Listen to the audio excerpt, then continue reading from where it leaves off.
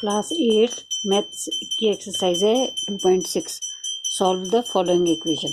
तो इसको हम कैसे सॉल्व करेंगे, आज ये वाले 2.6 सीखेंगे। ठीक है, 8x - 3 upon 3x equals to 2। तो इसको किस तरीके से हम सॉल्व करना है ये सीखेंगे हम। ठीक, तो इसे कैसे करना है देखो। सबसे पहले हम 8x - 3 अपॉन 3x जैसा था वैसा ही नीचे उतारा, और ये 2 को, क्योंकि ये बट्टे में है तो इसको भी बट्टे में करा हमने, अपॉन करके है ना। तो ये इसके नीचे कुछ नहीं था तो हमने इसके नीचे 1 लिख लिया। ठीक है, तो अब क्या करेंगे देखो इसके आगे को। अब हम क्या करते हैं, क्रॉस मल्टीप्लाई करते हैं इसमें। इसको क्रॉस मल्टीप्लाई बोलते हैं। यहाँ की गुणा इधर करते हैं, ये एक नियम होता है। और इस वाले की गुणा इधर करते हैं। ठीक है, इन इसकी और इसकी गुणा करेंगे, इसकी और इसकी गुणा करेंगे तो हमें एक सीधी इक्वेशन मिल जाएगा, जैसे हमने पहले भी कर रखा है। तो कैसे होगा देखो, 8x - 3 को 1 से करना है। तो किसी भी संख्या को अगर 1 से गुणा करते हैं तो संख्या वो की वैसी की वैसी ही रहती है, तो ये सेम रहेगा। तो हम लिखेंगे 8x - 3, ये क्योंकि 1 से गुणा हुई है इसलिए जैसे थी वैसी रहेगी, इक्वल्स टू, यहाँ बीच में बराबर आ जाएगा, और 3x की 2 से मल्टीप्लाई होगी। तो 3x की 2 से मल्टीप्लाई होगी, देखो कैसे आएगा 3x की 2 से मल्टीप्लाई, 3x इंटू 2। देखो ये अंक है और ये भी अंक है, तो इन दोनों की मल्टीप्लाई होगी, ये दोनों अंकों की मल्टीप्लाई होगी खाली। 3 2 ज़ा 6, और ये x यहाँ आ जाएगा। ठीक है, तो क्या हो जाएगा इसमें, 3 और x और 2 की मल्टीप्लाई हुई, 3 2 ज़ा 6x आ गया। ठीक है, अब देखो ये 6x x का पद है और ये 8x ये भी x का पद है या टर्म है। ठीक है, तो ये 8x और ये 6x दोनों को एक साथ रहना चाहिए। तो हम क्या करेंगे, 8x तो यहीं रहेगा और 6x जो है उठ करके यहाँ आएगा, बराबर के दूसरी साइड आएगा। ठीक है, पक्षांतर हो रहा है, पक्षांतर हो रहा है, इसका मतलब +6x है तो वहां जाकर -6x होगा। ठीक है, बताया था ये चीज, ये बराबर यहाँ पर आ गया।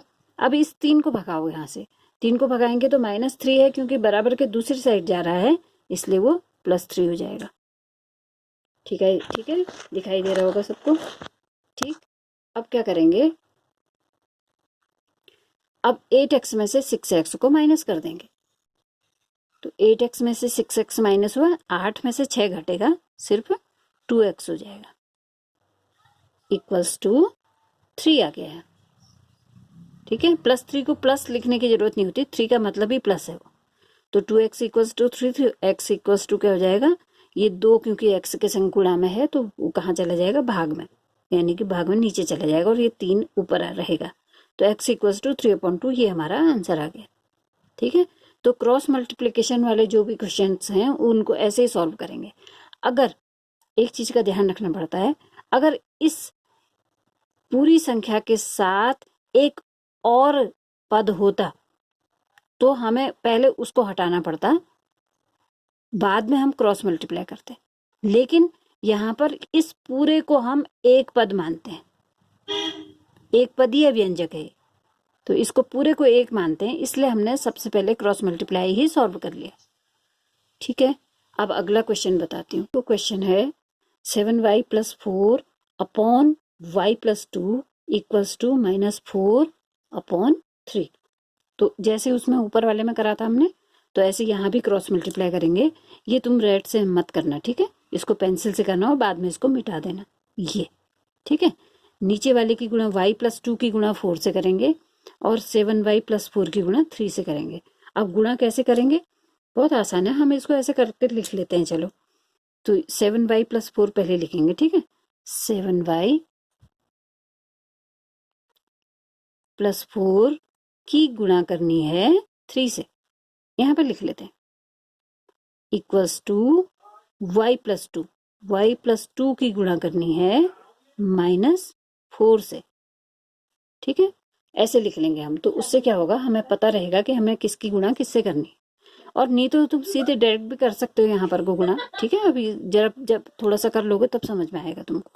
तो देखो कैसे करेंगे गुणा, 3 की गुणा 7 से करी हमने पहले, 3 7 21, और y पीछे से ऐसे लिख लिया हमने, फिर ये बीच में प्लस का साइन आ गया। 3 की गुणा आप 4 से करेंगे, 3 चक्को 12। ठीक हो गया, ये बीच में बराबर का चिन्ह आ गया। ठीक है, 4 की गुणा y से करेंगे, 4 की गुणा y से हुई 4y आ गया।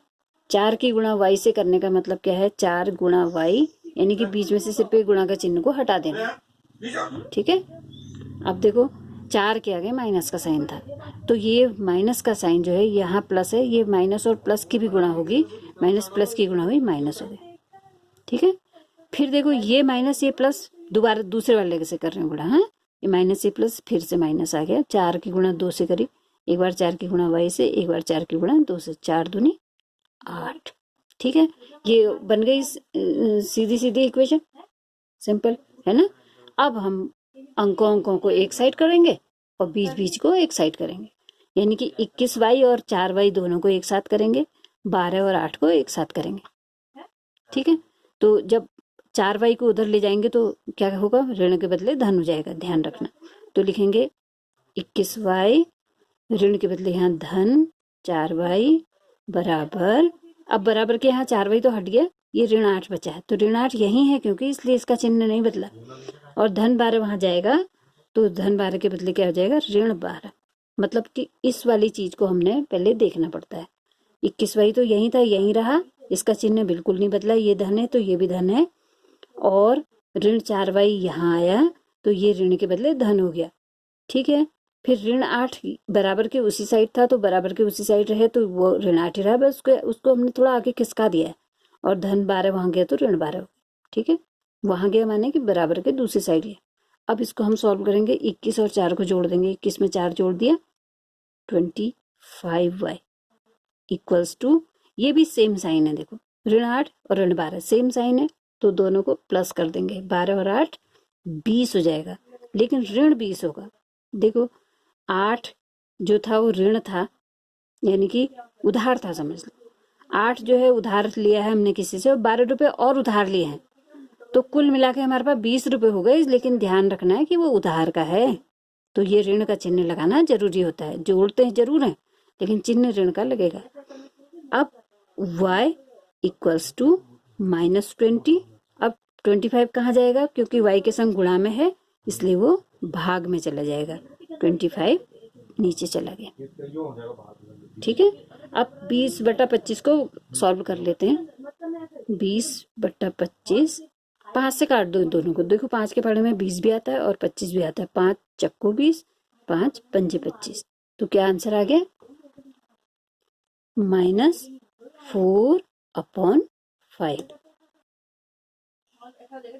यहाँ पर जगह कम हो गई है, यहाँ कर लेती हूँ, -4/5, ये हमारा आंसर। ठीक, इसी तरीके से हमें और क्वेश्चन भी सॉल्व करने हैं। ओके।